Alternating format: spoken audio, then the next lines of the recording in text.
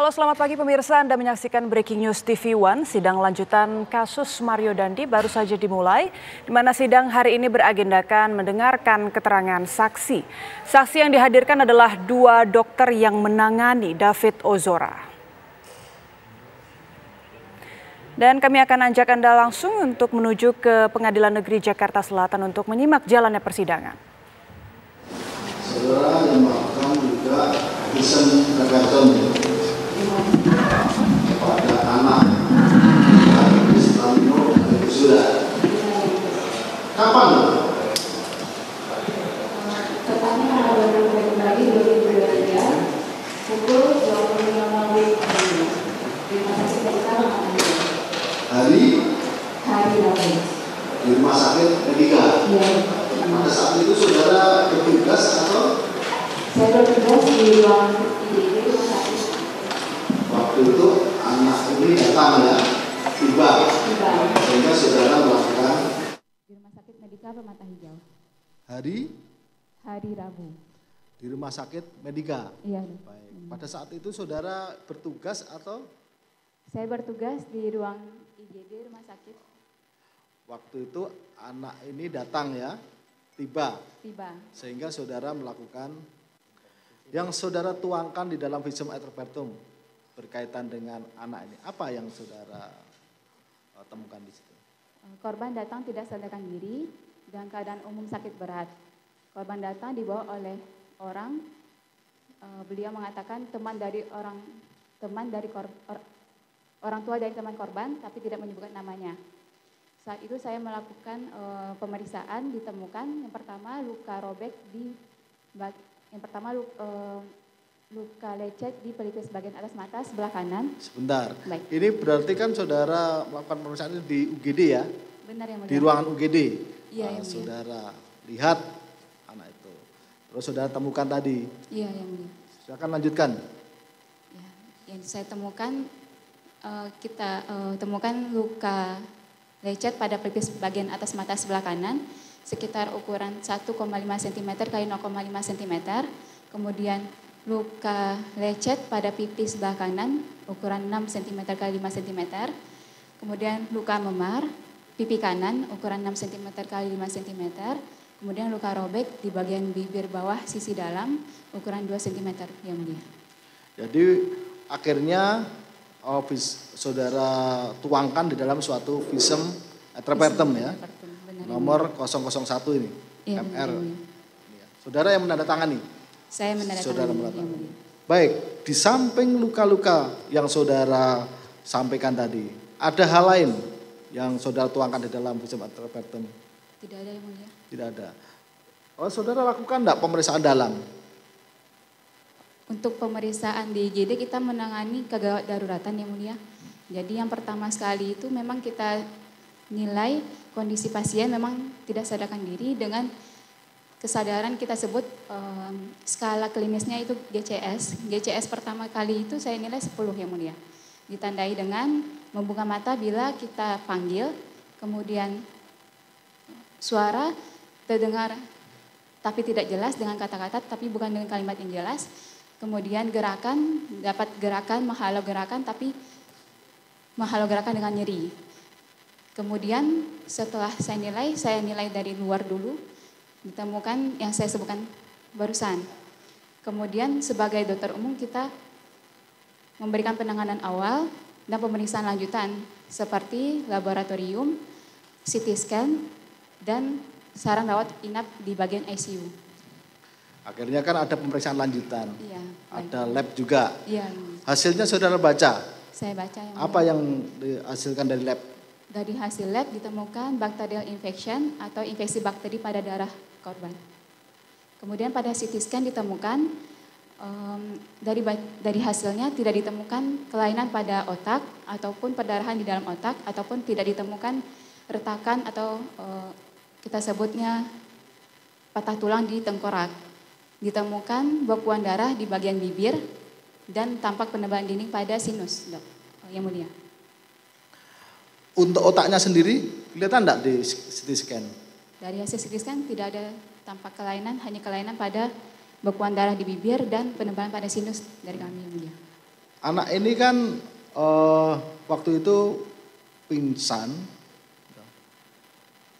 atau bahasa medisnya koma menurut saudara? Dalam bahasa kedokterannya kita sebut ini delirium yang mulia, penurunan kesadaran. Bisa merespon tidak?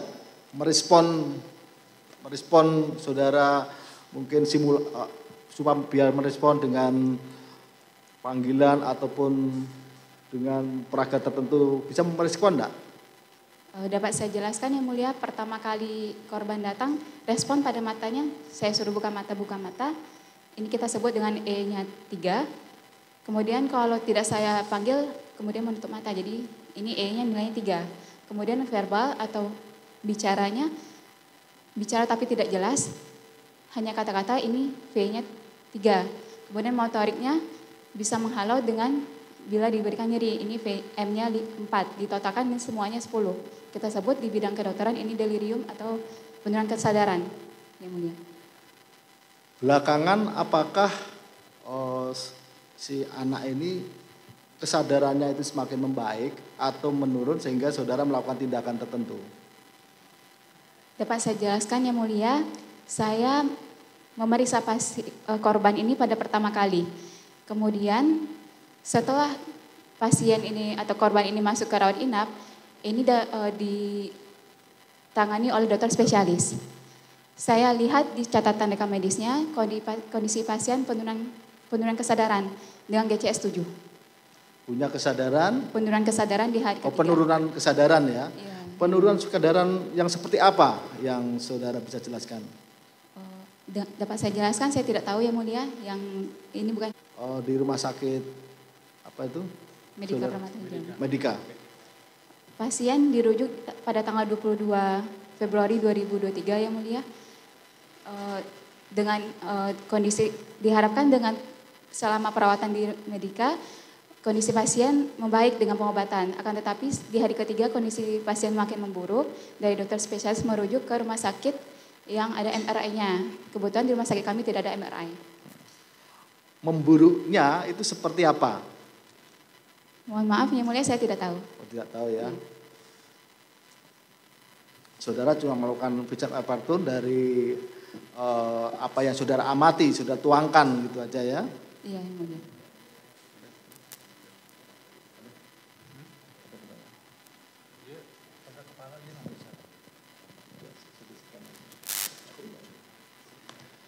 Silakan penuntut umum. Terima kasih Majelis Hakim yang mulia. Saudara ahli ya. Iya. Di sini kami kan sebenarnya bukan tidak terlalu paham dengan istilah-istilah kedokteran. Kalau bisa ahli memang ada bahasa medisnya tapi terangkan dengan bahasa yang awam sehingga di persidangan ini lebih jelas ya. Saya kembali dulu sedikit pada saat si pasien ini datang. Pada saat pasien ini datang itu tadi ahli bilang penurunan kesadaran. Kondisinya itu dia digotong pada saat itu, ditandu atau bagaimana sehingga dia bisa masuk ke IGD pada saat itu? Izin menjawab Pak. Dapat saya jelaskan kondisi pasien masuk pertama kali itu dibawa dengan brangkar. Dibawa dengan? Bed dari pasien. Oh ya, terus? Kemudian langsung ke IGD langsung kan? ke IGD. Langsung ke IGD. Pada saat itu masih kondisinya masih berdarah. Masih berdarah. Masih berdarah. Di sini di berkas ini ada satu foto Majelis mau memperlihatkan. Apakah ini memang foto pada saat dia baru masuk atau bagaimana? Silakan maju ya.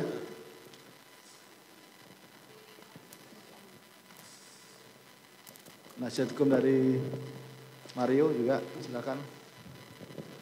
Ya ini pertama kali datang memang. Kondisi pertama kali datang, itu sebelum dilakukan dokter melakukan tindakan atau memang baru setelah dilakukan tindakan fotonya diambil atau pada saat baru datang itu? Ini pertama kali datang kita lihat pasien tampak sesak, kita pasang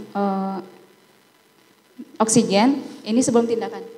Sebelum tindakan, Iya. Berarti langsung datang, langsung dokter kasih oksigen. Kenapa pada saat itu dikasih oksigen kepada pasien? Memang kita standarnya kita periksa kondisi pasien saat itu sesak, saturasinya turun, kita pasang nasakanunya 2 liter. Oke, silakan duduk. Dokter. Berarti kami ingin menggali nih pada saat kondisinya datang ya kan. Jadi pada saat datang itu dokter melihat ada sesak. Tapi dia tidak sadar. Tidak sadar. Tidak sadar. Penurunan kesadaran kita sebut. Penurunan kesadaran, iya. Kalau bahasa awamnya kami kan tidak sadar, kami pahamnya cuma itu kan. Tidak sadar. Nah, tidak sadarnya ini kan tadi dokter mengatakan ada 3 poin tadi, di mata melihat, dipanggil, mendengar, disentuh atau ada reaksi otot kan gitu. Bahasa awam maklum kami tidak terlalu mengerti ya. Nah, pada saat itu kan sesak nafas ini. Dokter bisa menerangkan nggak kepada kami kondisi dia datang itu dia sesak napasnya seperti apakah sehingga harus dipasangkan oksigen? Apakah memang dia atau memang dia setelah diukur saturasinya ternyata ada rendah saturasinya atau bagaimana? Kalau untuk kondisi pertama kali korban datang memang saturasi yang rendah. Kalau untuk dari suasana nafasnya masih gimana? Iya, masih ibaratnya kita normal kan agak cepat sedikit. Agak cepat sedikit. Kemudian dokter lakukanlah saturasi tadi rendah, baru dipasangin oksigen. Iya. Nah, kalau kita lihat di visum tadi, visum juga ada di berkas kan, majelis tadi juga menyebutkan nomornya, mungkin penasihat hukum tidak perlu kita perlihatkan visumnya lagi. Di sana kan cuma ada luka-luka segala macam. Nah, ini yang pengen kami tahu. Selain luka-luka itu kan tampak luar pada saat itu yang dokter tuangkan ke dalam sebuah visum kan itu. Ada cuma luka robek, nah luka lecet kan gitu. Pada saat dokter memanggil, kan tadi untuk mengukur kesadaran ini, memanggil, apakah si pasien ini, si korban ini bereaksi atas panggilan dokter? Yang saya dapatkan korban bereaksi seperti saya jelaskan tadi, Pak. Seperti gimana? Matanya saat saya panggil baru membuka mata. Kita orang normal buka mata. Tapi kalau kondisi pasien saat itu, saat saya panggil baru buka mata. Kemudian untuk saya ajak bicara. Ya. Dipanggil buka matanya penuh seperti orang melihat atau memang cuma reaksi sedikit aja atau bagaimana? Penuh, buka matanya penuh. Oke. Itulah tadi dokter menilai karena dipanggil buka mata, berapa tadi poinnya untuk buka mata? 3. Kemudian di apa lagi tadi? Di pendengaran bagaimana? Diajak bicara. Diajak bicara. Ya, nah. Itu kayak keluar suara tapi tidak jelas. Hanya berupa kata-kata, bukan kalimat. Apa? Gimana jawabannya? Ditanya apa pada situ? Siapa nama? Tapi enggak respon. Cuma bilang gitu. Oh gitu aja. Tapi tidak berbentuk kalimat ya? Tidak, oke. Kemudian kan ada motorik tadi. Motorik itu biasanya kan dipencet, dipegang atau bagaimana pada saat itu? Saya coba refleks nyeri di dada, dia menghalau ke tangan saya. Berarti dia bisa bergerak tangannya. Iya. Jadi dada bergerak gitu. Simpulannya pada saat itu berapa tadi 10 ya? Iya. Itulah penurunan kesadarannya yang dokter bilang. Nah, kalau orang sehat, orang normal itu yang kesadaran penuh itu nilainya berapa? 15. 15. Range-nya paling tinggi itu 15. Kayak kita sekarang ini kalau diperiksa berarti 15. Iya, 15. Ini dia berada di poin 10. Di bawah 10 itu? Di bawah 10 itu berarti koma. Di bawah 10 koma, di bawah 10 koma. Jadi pada saat datang masih ada kesadaran. Masih. Kemudian ini berapa lama di IGD dokter? Di IGD izin menjawab Pak. Iya. Jadi saya kan menerima pasien jam 20.00. Iya. Kemudian saya konsul atau kita bilang ingin rawat inap ke dokter spesialis. Ini selama IGD ada 2 jam Pak. 2 jam selama di IGD. Itu kita observasi kondisi pasien dulu, kondisi korban. Kemudian saya jam 20 tepat saya operan dengan yang selanjutnya. Yang ke dokter spesialisnya? Ke dokter umum di IGD. Oh ada 2 dokter umum? Ada 2 dokter umum. Ini dinasnya maksudnya dokter pada saat itu kenapa dioper? Beda shift. Beda shift, ya. Oke. Berarti yang dokter tahu pada saat cuma 2 jam ini? Iya. Pada saat 2 jam pertama itu kan tindakan apa saja selain tadi dokter mengatakan melakukan pengecekan motorik, kemudian membersihkan luka-luka itu, ada lagi tindakan apa yang dokter lakukan pada saat itu? Selanjutnya kita lakukan pemeriksaan penunjang selanjutnya Pak. Pemeriksaan penunjangnya itu laboratorium, CT scan, kemudian ronsen torak. Ada 3 pemeriksaan penunjang, laboratorium, CT scan, ronsen torak. Itu kan biasanya kalau di IGD nggak bisa barengan kan, nunggu dulu kan gitu. Itu pada saat dilakukan pemeriksaan laboratorium itu, CT scan sama rosentorak, dokter masih di IGD atau memang sudah ganti shift? Masih di IGD. Masih di IGD, berarti dokter ikut melihatlah hasilnya kan? Iya, ikut. Ya kan, artinya setelah ada laboratorium, ke dokter lah dikasih, dokter lah melakukan analisis terhadap laboratorium itu. Kita bicara yang pertama dulu, laboratoriumnya hasilnya apa, dok? Laboratoriumnya terdapat infeksi bakteri dengan sel darah putihnya meningkat, Pak. Infeksi bakteri apa? Infeksi bakteri kita sebut. Infeksi bakteri, itu penyebabnya apa? Menurut kalian dokter lah? Iya. Sepengetahuan saya dokter umum, infeksi bakteri berarti ada luka terbuka. Luka yang seperti tadi luka, bisa dari luka atau bisa dari gangguan lainnya. Jadi ada luka, jadi mikroorganisme bisa masuk dari luka tersebut. Oh, mikrobakteri dari luka. Ini berarti laboratoriumnya dari darah? Dari darah. Ambil darah ya, sampel darah, itulah yang diuji di lab. Itulah ada infeksi bakteri di darah tersebut. Iya, benar. Oke.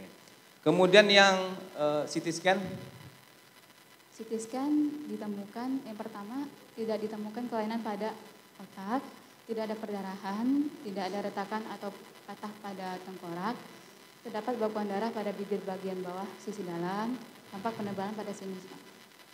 Pembekuan darah pada bibir yang luka tadi ya, yang di foto itu, pembekuan darah di sana, makanya dia bengkak pada saat itu. Di sini juga di BAP dokter pada saat diperiksa sebagai ahli di penyidikan.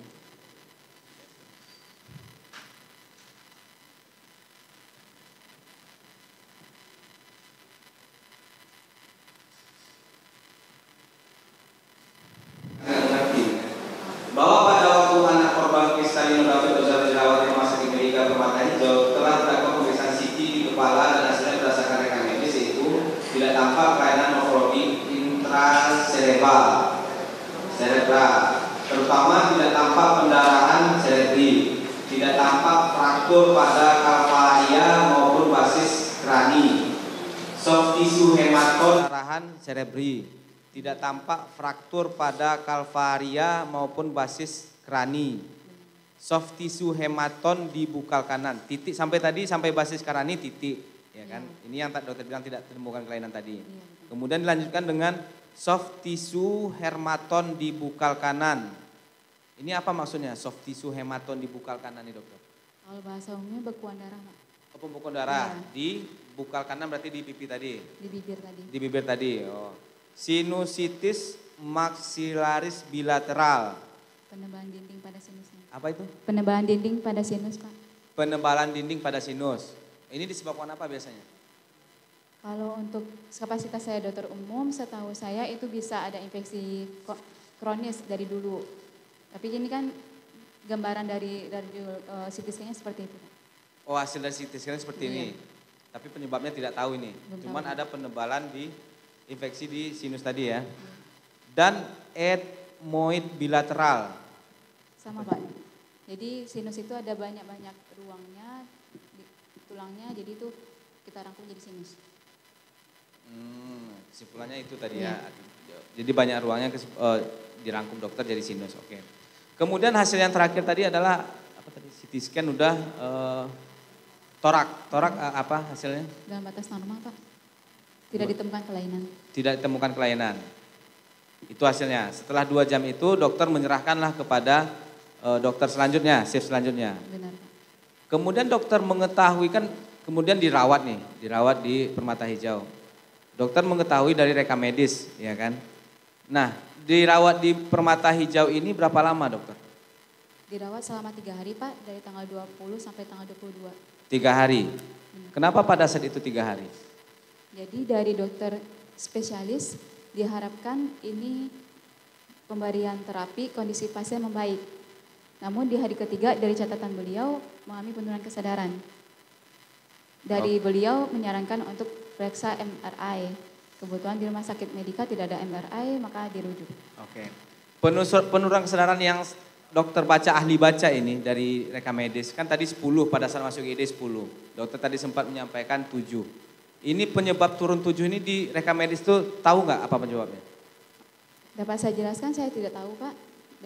Ini bukan kompetensi saya. Berarti cuma dokter melihat di rekam medis terjadi penurunan hingga level 7. Yang tadi maksimalnya 15 yang orang normal, kemudian masuk IGD 10, kemudian setelah dirawat di 3 hari di Permata Hijau menjadi 7 kesadarannya. Sehingga disarankan oleh dokter agar di MRI dipindahkan ke rumah sakit lain itu ya. Kemudian dokter, terkait dengan visum tadi. Di visum ini kan dokter melihat luka-lukanya, kemudian dokter tuangkanlah di visum. Nah, yang di visum ini kan ada beberapa poin ini visumnya. Saya bacakan aja sedikit ya. Ada 4 yang dokter temukan sehingga dokter tulis di visum.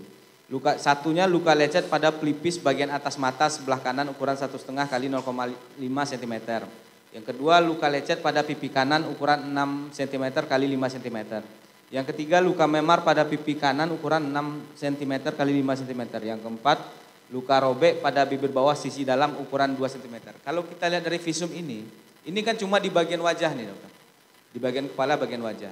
Selain daripada itu ada nggak dokter temukan pada saat pemeriksaan awal itu di IGD? Dapat saya jelaskan tidak ada ditemukan lagi Pak. Tidak, tapi udah dicek cuma tidak ditemukan, cuma di wajah ini saja ya? Iya Pak. Kemudian kesimpulannya itu,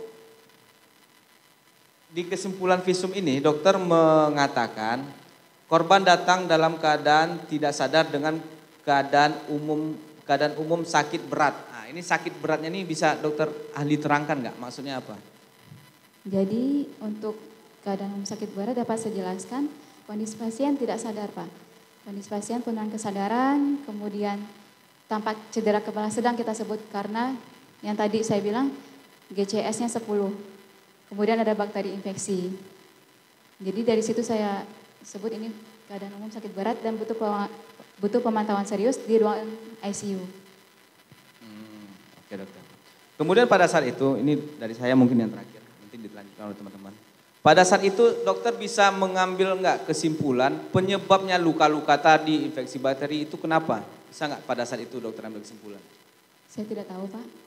Tidak tahu, nggak selaku dokter kan biasanya itu biasanya disebabkan oleh trauma, ada tumpul atau apa kan biasa di visum gitu ada. Pada saat itu dokter bisa ngambil kesimpulan nggak penyebabnya apa? Tahu tidak? Dari bentuk luka pada korban, sepengetahuan saya dokter itu penyebabnya trauma tumpul. Trauma tumpul pada saat itu ya? Baik, terima kasih ya ahli ya dokter. Tadi saya catat ada kesadaran, kita lanjut lagi ya, buka lagi. V3M, ada istilah M, tadi M apa itu? Maaf.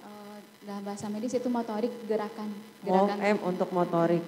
Kemudian tadi kan dokter sempat observasi ya, observasi katanya tadi. Ditanyakan kepada korban, ditanyakan ini kan tadi muncul dapat jawaban yang bukan kalimat tapi hanya kata-kata yang dia bilang gitu kan. Itu. Kemudian terkait dengan kesadaran yang level 10 dengan kita orang normalnya 15, apakah itu akibat dari dia level kesadarannya hanya 10 atau seperti apa itu? Bisa nggak diambil, diterangkan ke kami?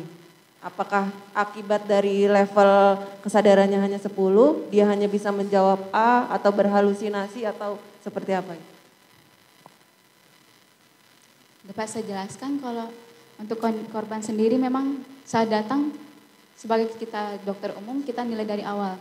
Jadi kondisi seperti itu kita nilainya GCS-nya 10. Maksud saya dari GCS 10 itu dia tidak bisa menjawab itu apakah pengaruh dari karena GCS 10 itu? Benar. Benar. Iya. Kemudian tadi kan dokter ada CT scan, ada lab, ada torak yang hasil dari visum ini katanya sudah ditanya tadi untuk pemeriksaan di Rumah Sakit Medika Permata Hijau yang hanya 3 hari ini dari level kesadaran 10 menurun menjadi 7. Kemudian saran dari dokter spesialis untuk dilakukan MRI. Nah, bisa dijelaskan nggak kepada kami dari metode CT scan, lab dan torak, kemudian untuk level pemeriksaan MRI ini tingkat akurasinya seperti apa? Dapat saya jelaskan untuk pemeriksaan ini.